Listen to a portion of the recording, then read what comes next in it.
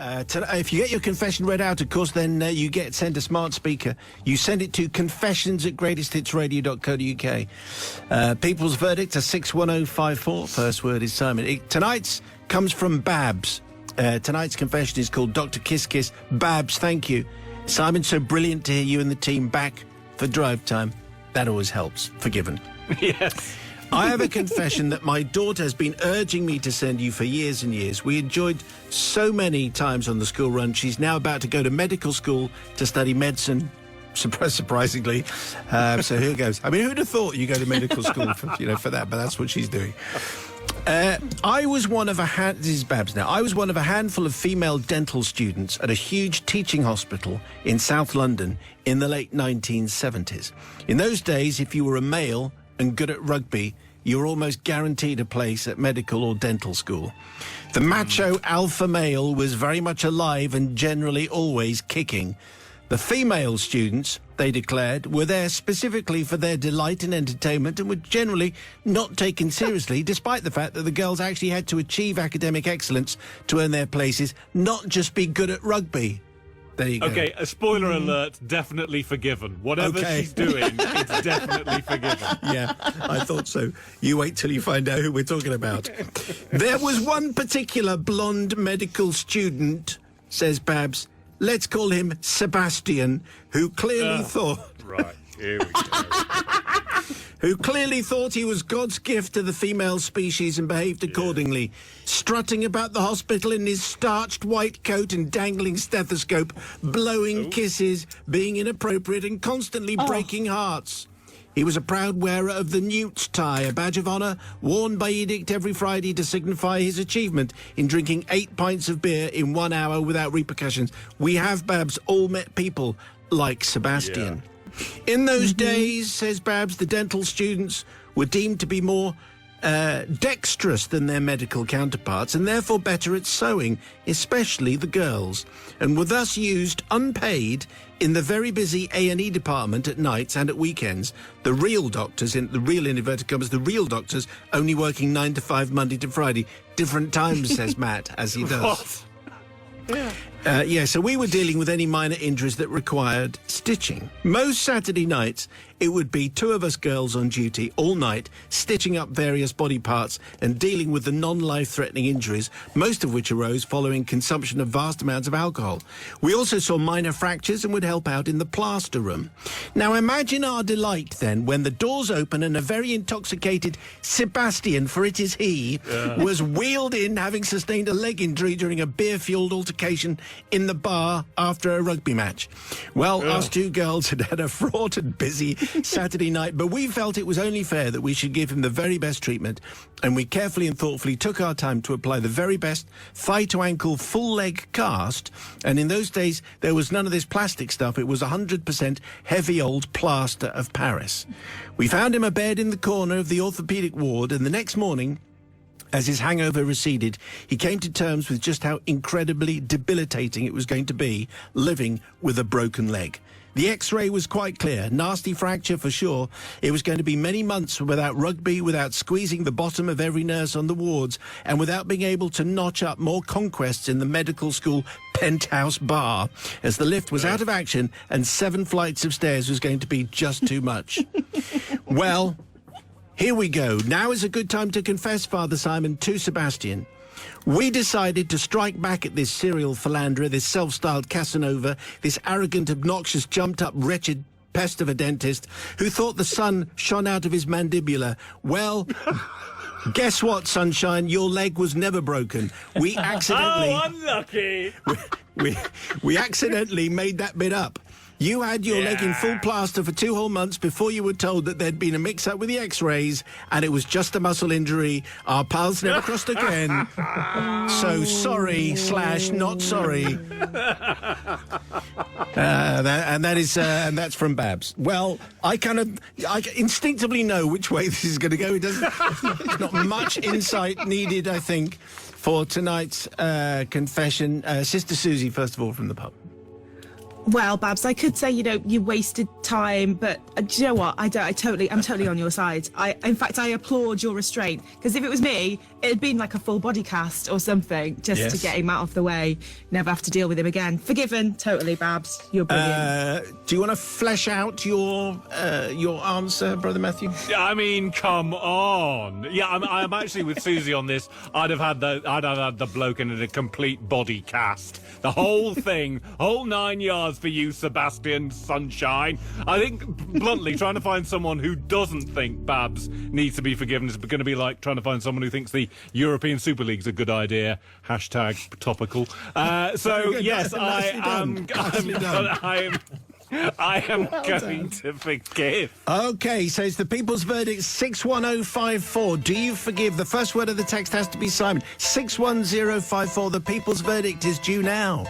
It was Babs's confession about dental school and how dental nurses, a couple of them, ganged up on Sebastian, who sounded to most people, I think, as though he probably deserved it, because he was a bit of a lech. I think that's okay to say, and so therefore, even though he didn't need a full leg plaster, that's exactly what he got. And we have the people's verdict. Here it comes. Matt has it all. What are people thinking on this one? Yes, Hazel from Clacton-on-Sea says, "Oh my goodness, Babs, bless you. Totally forgiven. I'd do the same. In fact, I'd have done it up like a mummy with only the eyes showing." Christopher Burton in Manchester, totally forgiven. It's forgiven for me indubitably, says Kim. I've come across a few Sebastians in my day. Power to Babs. Tracy says, "Totally forgiven. I'm married to a dentist, and although he's not a Sebastian, there are times when he needs a little trick playing on him to put him in his place," she says somewhat ominously from near Canterbury. And finally, "I am that person who will not forgive," says Sharon in Somerset. "Muscle wastage happens when a limb is immobilised. Would have needed physio to build strength and muscle afterwards, poor bloke." I mean, come on, Sharon, read the room. Well, I think we could probably say that strict medical practice would suggest that what they did was the wrong thing. However, for everybody else, they're just thinking Sebastian got exactly what he wanted. The smart speaker is on its way to Babs. Thank you, Babs. Anyway, that's a Tuesday coming up after 6 o'clock. This will be a confessional then. Brother Matthew is in his robes, in his attic. Yes. He obviously has to change momentarily behind the Mary Poppins curtains. That's it's Sound of Music curtains. Sound of Music not Mary curtains. Poppins.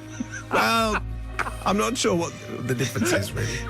Anyway, Maybe you should make the robes out of the curtains. That's There also you go. a very good point. There you go, yeah. Tonight's confession, Ice Fright, comes from Private Paul. Thank you, Private Paul, who sends in tonight's tale like this. Sounding team. My confession is exactly 40 years old and is upon the event of my army medical. The MOD, the Ministry of Defence, gave me an appointment in Chester, which they seemed to think was a good idea, even though it required me to get an 8 a.m. train to get to an early afternoon appointment. Anyway, I find the medical practice in a large Victorian house with big bay windows looking out on a very grassy park. It was a warm, sunny day, and there were plenty of people in the park, mostly well-dressed ladies, for it was a working day during school term. I'm not quite sure how that sentence works. No, it doesn't, does it? But it doesn't matter. No. Yeah, Anyway, the nurse at reception looked rather worried, checked my paperwork and informed me that the doctor had gone to play golf and that I better book another appointment. Nice as Chester was, I didn't fancy another day trip and pointed out that the MOD would certainly be asking questions before issuing me with another rail warrant. Looking rather concerned, she ushered me into a waiting room with a promise to see if she could contact the said doctor. Eventually she returned, looking a little pale, I thought, and told me that the doctor was on his way and to enter a changing room, remove my clothes and put on a dressing gown. In time I heard what must have been the doctor arriving, and he sounded more than a tad annoyed. I was duly called into a large ground floor room where a late middle-aged doctor sat at a large mahogany desk with his back to one of the bay windows looking out over the sunny park with the ladies, a steady stream of whom I noticed were following the path that passed about 6 feet from the window. Some of them even casually glancing through the window as they passed. Over on a darker side of the room was a couch and a screen behind which I expected the medical to take place. "Stand still," the doctor barked as I moved in that direction. Actually, that was to Ray Winston. It was. "Stand still, young man." The doctor barked as I moved in that direction. He kept his head down, filling in my forms and asking me the odd question, quite evidently in a king-size grump. I obliged by standing in front of the desk, facing him, and looking down over his head out of the window. "Take off your gown," he commanded. Now, my mind suddenly focused on the wisdom of doing as he ordered versus the fact that it seemed entirely inappropriate to be without clothes before the passing ladies of Chester. He must realise I had no clothes on, otherwise I wouldn't be wearing a gown, so there seemed little to be gained in pointing this out. Perhaps the army required him to ascertain if I had any hang-ups about nudity. Anyway, thinking that he would very quickly ask me to replace it or go behind the screen, I dropped the robe and adopted the at ease position. Best way to describe it. To my complete surprise, he still didn't look up, and he said words that I'll remember forever. He said, "I'm going to give you a hearing test." What? Oh. "Repeat what I say," he said, still with his head down. It goes like this. "Bat," he whispered. "All right, bat," I replied. "Cat," he whispered. "Cat," I replied, trying to keep it from my voice that already 2 passing ladies had done a double take, and whilst one had hurried by, the other's gaze had definitely lingered. I began to have visions of a crowd assembling or a policeman being called. After I'd correctly repeated another few words, he said, "Good. Surely he must look up now," but no. "Turn to your left," he said, before repeating the whispered word test. "Bat, bat, cat, cat." And then he said, "Turn to your right." I lost count of the number of ladies who now had caught an unexpected eyeful and had no idea why I'd been required to take off my robe for a hearing test. When at last the doctor looked up and exploded, "You've got no clothes on, man!" Thinking, and I've adjusted this line a bit, "Well done, Sherlock," I simply replied, "No, sir, I haven't got any clothes on." "But why haven't you got any clothes on?" he seethed through clenched lips below a puce middle-aged face. Making no attempt to move, I reminded him that it was him who suggested I take off my gown in the first place. He all but exploded, called me a socialist and a hippie, because that's how socialists and hippies behave. Yes, it is. Yeah. Wrapped up the medical rather quickly. I never got as far as the couch or the screen, and he left the building rapidly, presumably back on the golf course for the 19th hole. I can only assume that he was happy to parade me in my underwear in a spiteful attempt to embarrass me, but now the boot was on the other foot. We didn't say "back at ya" in those days, but that is what I was thinking. Ironically, although the doctor passed me fit for military service, the MOD decided the hearing test was invalid because it wasn't conducted in an audio booth. And I had to travel to RAF Abingdon at a later date. Anyway, Father Simon, I don't seek forgiveness from the doctor, nor even the nurse who caught his wrath both on the way in and out. But I do sincerely seek forgiveness from any of the gentle ladies of Chester who may have suffered some embarrassment that peculiar day. Private Paul, at ease with his army medical, Sister Susie in the pub. What do you say? Oh, well, Private Paul, my tummy's hurting because that made me laugh so much. I do feel like you could have maybe made it a bit more obvious to the doctor, rather than just How obvious standing can in it front be of when the he's window. standing there? Well, he could have said, "Excuse me," or "Can we close the blinds?" Bit of modesty. Okay. But just for the giggles, I'm gonna forgive him. I think. Brother Matthew. It was worth it. I love the fact that the reason why he didn't speak up is that he was thinking that the army might want to know whether he's got any hang-ups about nudity. We're going to send them into the field of battle. Better know what they're like when they've got no strides on. So I am going to forgive, because that has given me the biggest laugh in weeks. Outstanding work, Private Paul. Well done. Excellent. Private Paul has confessed, but it's all down to you. On the people's verdict, please. police. Before we continue, people's verdict on tonight's confession, which came from Private Paul about his army medical, which actually turned out to be a naked hearing test for very strange reasons. What is the people's verdict, Brother Matthew? Okay, so Kevin in Leicester says, after laughing for most of the confession, Private Paul is definitely forgiven. It's a forgiven from me, says Neris. Very funny, although not so Private Paul, surely. And finally, Sergeant Jackie says, Private Paul is definitely forgiven, as he quite correctly did not question the doctor, who would be equivalent to an officer. Sergeant Jackie then goes on to say other stuff that I can't read out. But thanks for coming in anyway. Then the riches that will arrive in the post. Well, it's a smart speaker. Anyway, that's the way it works. Confessions at greatesthitsradio.co.uk. If you have a confession, now is the time to tell us, by the way. That was a fine song from Chic and Everybody Dance. Into our collective, of course, we have Sister Susie, works in the pub, but she's in her robes at the moment. She's about to pronounce judgment. Are you with us, Sister Susie? I am indeed. Okay, Brother Matthew in the attic. Standing by. Okay, tonight's confession comes from Rog. Evening, Rog. Afternoon, Rog. Father Simon in the collective. It's back in 2006 that the dreadful act I'm seeking forgiveness for took place. I was visiting Normandy with a group of pals in 2 cars for our annual 4-day battlefield visit. Now, one of us, who we'll call Jacob, had just bought a brand new Mercedes and was very, very proud of it. So proud of it, in fact, he never stopped telling us how very clever the Mercedes was by telling us about the condition of everything electronically through lights on his dashboard. He went on and on. This was initially quite interesting, but after some hours it became boring and also rather annoying.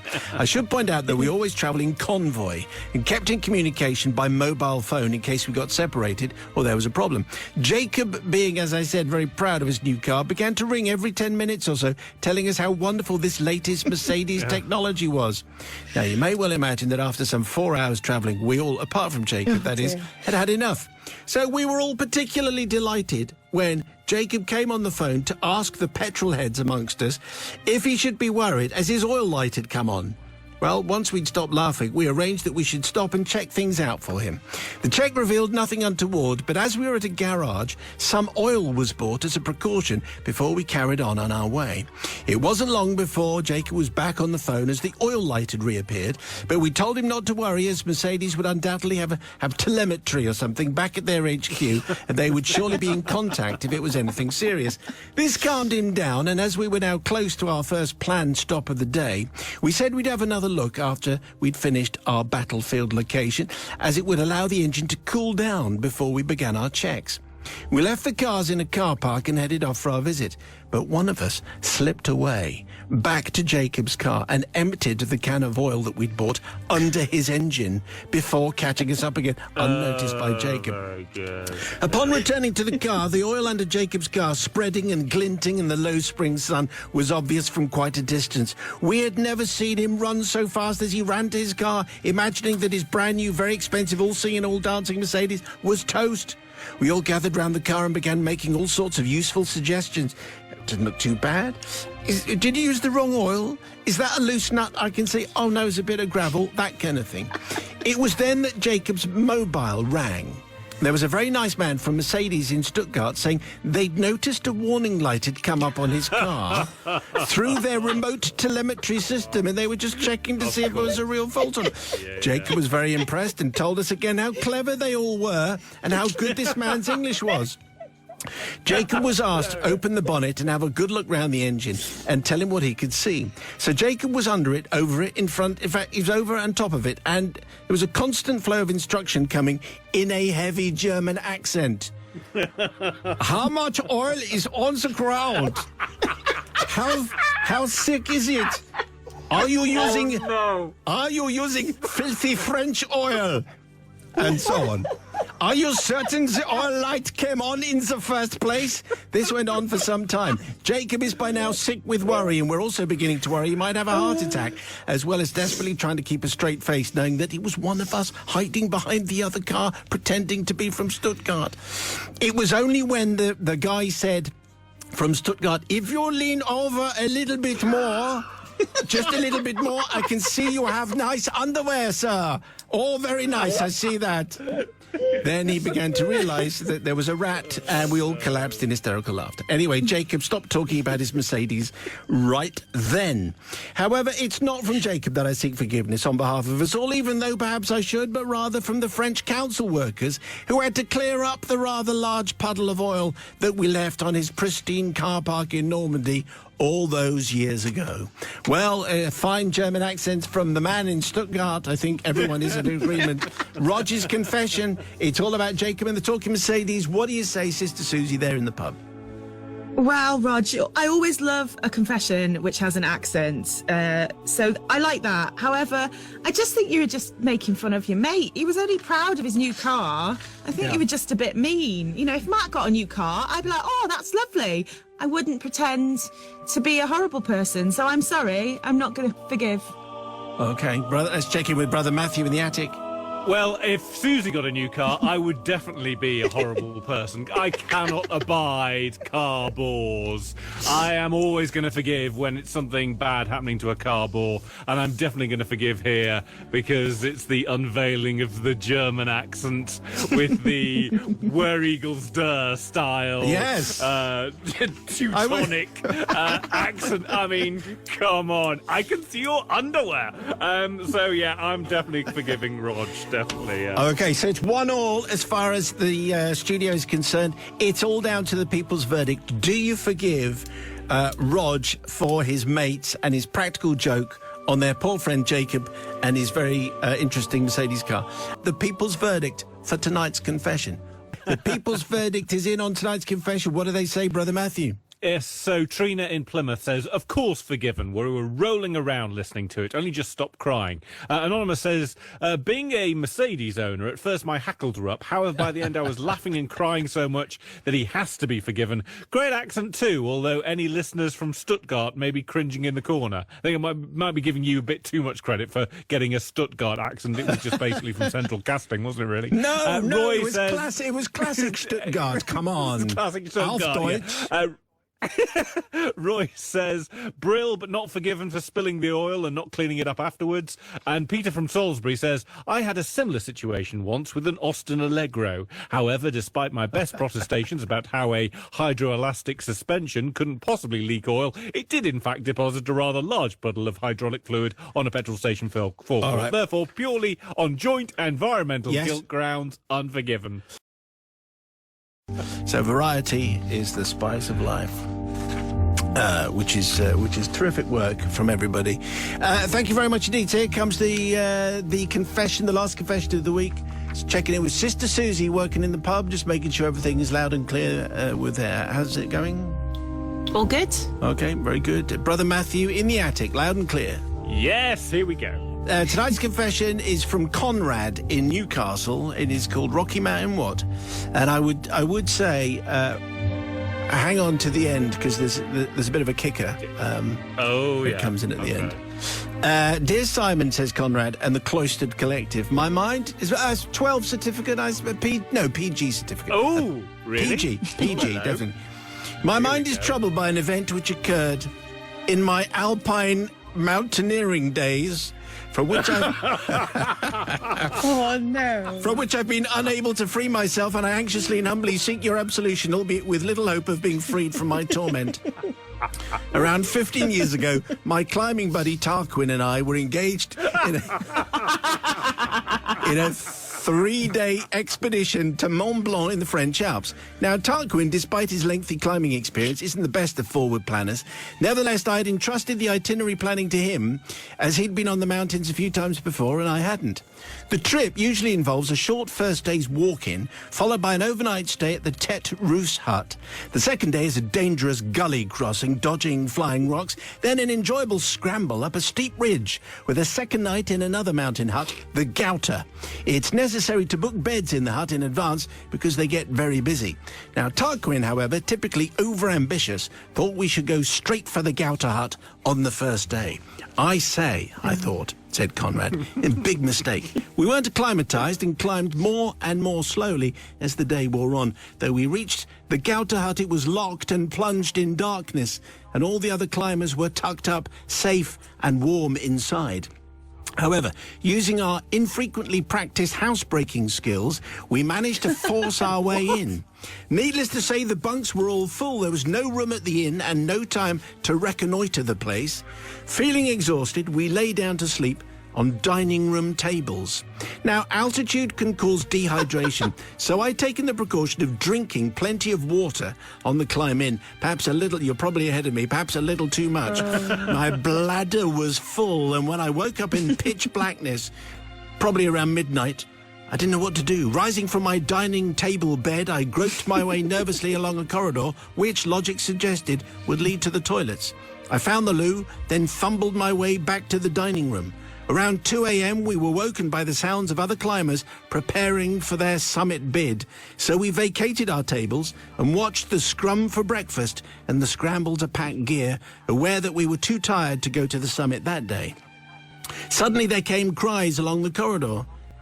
Hang on a second, my rucksack has got ice all over it. Wait a minute. It doesn't smell like frozen water. My boots are frozen with some kind of mystery fluid. I can't climb with my gearing smelling like this, said a third. Some identified liquid had trickled down the gently sloping corridor, pooled near a stash of climbing gear, and frozen on it during a long cold night. Who knew what had happened? Well, what a mystery. You see, Father Simon, mountain huts aren't usually built to the standards you might find in a modern house. For example, floors might slope, and it's only the dormitory and dining room that gets heated. The rest of the place can get very cold, sub-zero in fact. When I visited the loo that night, I hadn't realised in my exhausted fumbling that I wasn't in the loo at all. It was just a very dark corridor. How you could mistake a very dark corridor for a toilet, I have no idea. Anyway, says Conrad, listening to the cries of the frozen rucksack crowd, I kept a very low profile, and I didn't even tell my companion Tarquin of my culpability. Simon, I prostrate myself before you and beg your forgiveness, not from Tarquin, who should have planned the trip better, or from the other climbers, who didn't leave us much to eat, actually, or any space to sleep, but from the hut warden, and I promised you a kicker, here it is. I seek forgiveness from the hut warden, who scraped up what he thought was lemon sorbet from the corridor. There you go. Oh, no. The loos, by the way, were 180 degrees in the opposite direction, which didn't augur well for my navigation skills later when we got to the hill. Anyway, it's an entertaining mountaineering story there from Conrad in Newcastle. Told you it was worth waiting to the end. Let's see what Sister Susie makes of that in the pub. I'm disappointed with that one. Conrad and Tarquin, you should have been better prepared. The fact that you broke into the place in the first place because you didn't have it booked, I'm just really angry at. And when you go, you go anywhere new, whether it's a hotel, a friend's house, check out where the toilet is before you go to bed. It's dark. Not forgiven from me. Not forgiven. Okay, Brother Matthew in the attic. Well, there's a couple of points I'd like to make here. Number one, why'd you have to sleep on the table? Get on the floor, Tarquin. What's wrong with the floor? Why are you getting on the table? And the other one is, who'd have thought that the floors of a hostel on the side of Mont Blanc might be a bit slopey? It's on the side of a mountain, Tarquin. Get a grip. So I am going to forgive just because it's Conrad and Tarquin. I've already decided that I know exactly what they're like. So, yes, I'm forgiving. I'd have thought you would have not forgiven then, knowing... OK, never mind. No, yes, why not? Yes, let's reconsider. Because they're called Conrad and Tarquin, it's my first not forgiven. All right, we all first know why. whatever. OK, it's class warfare, that's what it is. So on the text, it's the people's verdict. 61054, do you forgive Conrad and Tarquin or not? First word of the text has to be Simon. If you'd like to email it, simon@greatesthitsradio.co.uk. But the people's verdict is imminent. People's verdict in on tonight's confession, which came from Conrad, all about his mate Tarquin, and a lost loo and some frozen rucksacks that smelt slightly strange. People's verdict, what do they say? What do they make of this all, Brother Matthew? The very saintly dinner lady Helen says no forgiveness here, even though it was funny. Should have found out where the loos were first, or taken a torch. You're up a mountain, come on. Scott from Fakenham, really have to forgive them, as I once used my mum's chest freezer, as I couldn't get that far to the toilet. She was very concerned to see me up so early the next morning. I never did tell her the truth. Teresa in Wakefield, forgiven because my cat is called Tarquin. Julie from Southend, similar experience involving her mother-in-law's pillow. And Lynn from Middlesbrough, where no one has a posh name, says, not forgiven. Firstly, for having posh names. Second, it's the same mentality as men in strange rooms, getting lost in the night and relieving themselves in the wardrobe. And third, a woman wouldn't do this, would she? Can I just say, at this point, we have a quotient of how many confessions we can have which have this as a theme, and we that's it. We don't. That's it. That's it now. Just because we've done this one, it doesn't mean we're going to do yours. So don't send it in. If you have anything else to confess, confessions@greatesthitsradio.co.uk, and if we use yours, then you get a smart speaker. That's the way it goes.